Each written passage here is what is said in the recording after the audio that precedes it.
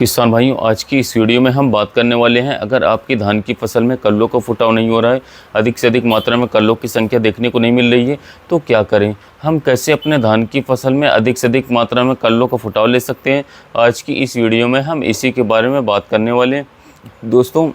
अगर आपकी धान की फसल 20 से 25 दिन की हो गई है और उसमें अभी भी 8 से 10 कल्ले या फिर 5 से 6 कल्ले ही आपको दिख रहे हैं, इतने ही कल्ले बन पाएँ साथियों, तो कैसे आप अपने धान की फसल में अधिक से अधिक मात्रा में कल्लों की संख्या ले सकते हैं। आज की इस वीडियो में हम इसी के बारे में आपको जानकारी देने वाले हैं।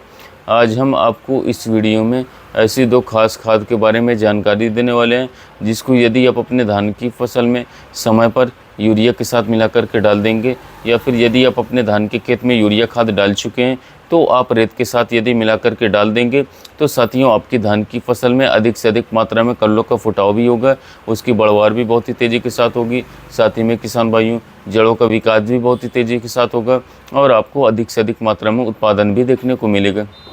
किसान भाइयों, आज की इस वीडियो में हम आपको जिस खाद के बारे में जानकारी देने वाले हैं, चलिए सबसे पहले हम ये जान लेते हैं कि इस खाद को आपको अपनी धान की फसल में कब और कैसे डालना चाहिए। किसान भाइयों, इस खाद को आपको अपनी धान की फसल में जब आपकी धान की फसल 20 से 25 दिन की हो जाए, 15 से 20 से 25 दिन के बीच में लगभग चल रही हो, तो तभी साथियों आपको अपने धान की फसल में इस खाद को डाल देना चाहिए। किसान भाइयों, यदि आप अपने धान की फसल में इस खाद को समय पर डाल देंगे तो आपकी धान की फसल में अधिक से अधिक मात्रा में कल्लों का फुटाव आपको देखने को मिलेगा।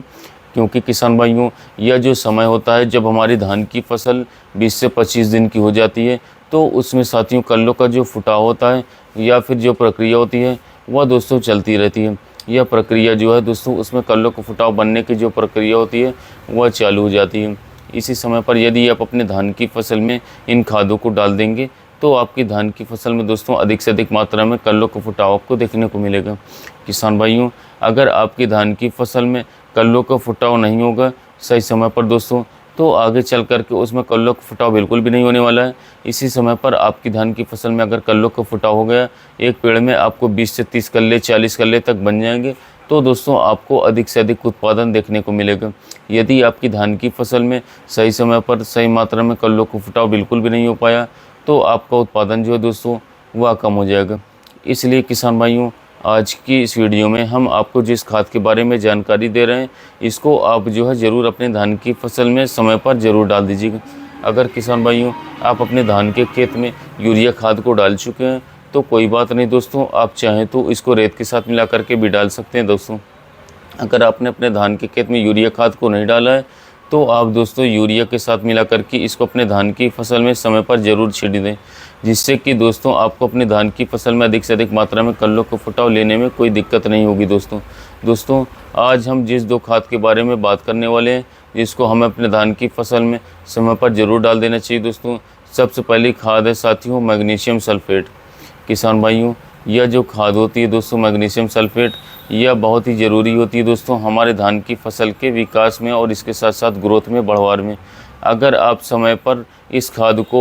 डाल देंगे समय पर अपने धान की फसल में, तो आपकी धान की फसल में हरियाली भी बनी रहेगी, साथ ही में उसमें कल्लों का अधिक मात्रा में फुटाव होगा और इसके साथ साथ उसकी ग्रोथ और बढ़वार भी समय समय पर हो जाएगी। दोस्तों, इस खाद को आपको अपने धान की फसल में डालना बहुत ही ज़्यादा ज़रूरी आवश्यक होता है। यदि आप इसको अपने धान की फसल में समय पर डाल देंगे तो आपकी धान की फसल में अधिक से अधिक मात्रा में कल्लों की संख्या देखने को मिल जाएगी। दोस्तों,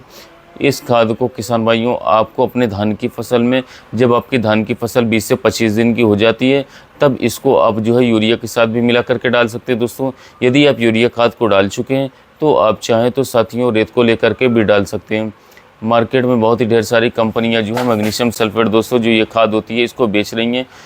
इसकी 5 किलोग्राम की, 10 किलोग्राम की, इसके साथ साथ इससे बड़ी भी पैकिंग 20 किलो 25 किलो की पैकिंग भी मार्केट में उपलब्ध है। आपके पास जितना खेत हो, जितना आपको डालना हो दोस्तों, उतना ही आप मार्केट में परचेज़ कर सकते हैं। इफ़को बनाती दोस्तों महादान कंपनी है, और इसके साथ साथ एरीज़ है, इसके साथ साथ दोस्तों दयाल है, और भी बढ़िया कंपनियां हैं जो मार्केट में बढ़िया क्वालिटी की मैग्नीशियम सल्फेट बेच रही हैं। किसान भाइयों, इसके 1 किलोग्राम का जो दाम है वो 40 से लेकर के 50 रुपये किलो का दाम हुआ था दोस्तों। आप इसको ख़रीद लें और अपने धान की फसल में समय पर इसको ज़रूर डाल दें दोस्तों। अगर हम बात करें इसकी डोज़ की बारे में कि आपको 1 एकड़ खेत में इसको कितना डालना चाहिए, तो किसान भाइयों कम से कम 4 से लेकर के 5 किलोग्राम प्रति एकड़ के हिसाब से आप अपने धान की फसल में मैग्नीशियम सल्फेट को ज़रूर डालें दोस्तों, जिससे कि आपको अपनी धान की फसल में अधिक से अधिक मात्रा में कल्लों का फुटाव भी देखने को मिलेगा, ग्रोथ और बढ़वार भी देखने को मिलेगी दोस्तों, साथ ही में दोस्तों हरापन भी देखने को मिलेगा। किसान भाइयों आज की हमारी जो दूसरी खाद है दोस्तों वो है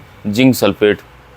किसान भाइयों जिंक भी हमारे धान की फसल के लिए बहुत ही ज़्यादा इंपॉर्टेंट आवश्यक होती है। यह एक बहुत ही खास प्रकार का तत्व होता है दोस्तों, जो कि आपकी धान की फसल में बहुत ही ज़्यादा अधिक मात्रा में जिसकी ज़रूरत हमारे धान की फसल को होती है, जो आपकी धान की फसल के विकास में, बढ़वार में, ग्रोथ में दोस्तों सहायता करता है। किसान भाइयों अगर आपके धान की फसल में जिंक की कमी हो जाएगी या फिर दोस्तों उसमें जिंक की पर्याप्त मात्रा में उपलब्धता नहीं रहेगी, तो आपकी धान की फसल की ग्रोथ भी रुक जाएगी, साथ ही में उसकी बढ़वार भी रुक जाएगी और इसके साथ साथ कल्लों का फुटाव भी नहीं हो पाएगा। इसी कारण से आपकी धान की फसल में अभी तक अधिक से अधिक मात्रा में कल्लों का फुटाव आपको देखने को नहीं मिल रहा है, क्योंकि दोस्तों आपकी धान की फसल में पर्याप्त मात्रा में खाद इसके नहीं मिल पा रहे दोस्तों। इसीलिए आपको अपनी धान की फसल में समय पर इन 2 खादों को ज़रूर दोस्तों डाल देना चाहिए, ज़्यादा अच्छा रहेगा। किसान भाइयों अगर हम बात करते हैं जिंक सल्फेट के बारे में, तो दोस्तों अगर आपकी धान की फसल पीली हो रही है, उसके ऊपर की 1-2 इंच 3 इंच की जो पत्ती होती है दोस्तों वो पीली हो रही है,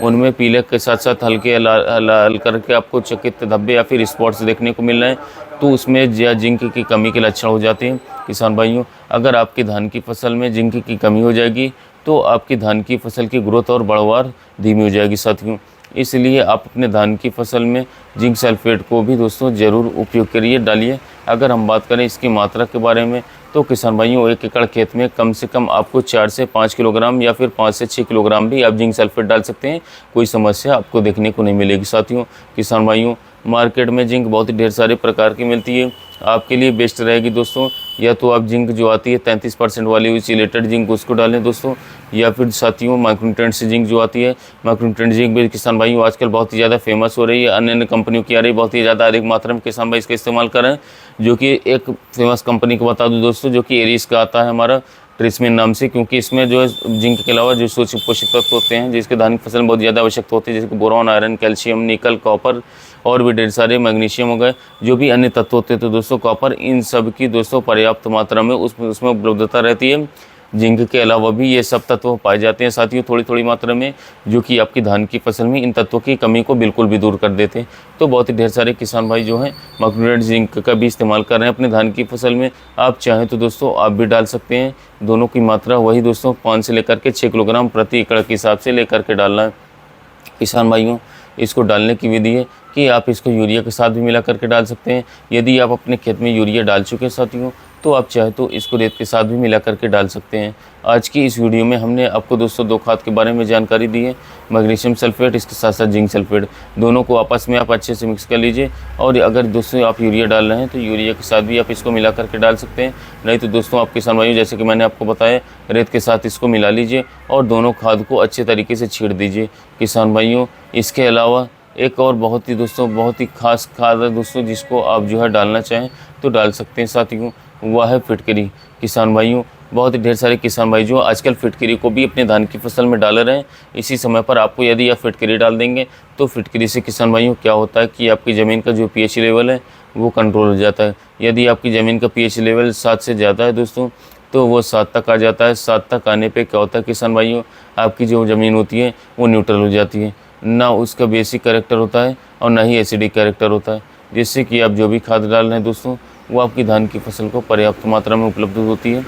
आपकी धान की फसल इन खादों को इस्तेमाल कर पाती है और उसका विकास और ग्रोथ भी बहुत तेज़ी के साथ हो पाता है। आप किसान भाइयों 1 एकड़ खेत के लिए कम से कम 2 से लेकर के 3 किलो फिटकरी को ले लें और उसको बढ़िया बारीक मात्रा में कर लें और इन्हीं खादों के साथ मिला करके डालना चाहें तो आप डाल सकते हैं दोस्तों। यह आपकी धान की फसल के लिए बहुत ही दोस्तों बढ़िया रहेगा। किसान भाइयों इन तीनों चीज़ों को अच्छी तरीके से मिक्स कर लिए और अपने धान की फसल में इसको डाल दीजिए। आपकी धान की फसल में अधिक से अधिक मात्रा में कल्ला का फुटाव भी देखने को मिलेगा, बढ़वार भी देखने को मिलेगी और इसके साथ साथ ग्रोथ भी देखने को मिलेगी। दोस्तों किसान भाइयों अगर आपको आज की हमारी ये वीडियो अच्छी लगी हो तो चैनल को सब्सक्राइब कर दीजिएगा, वीडियो को लाइक कर दीजिएगा और अपने किसान मित्रों के साथ शेयर भी कर दीजिएगा। मिलते हैं अगले वीडियो में नए टॉपिक के साथ, तब तक के लिए धन्यवाद।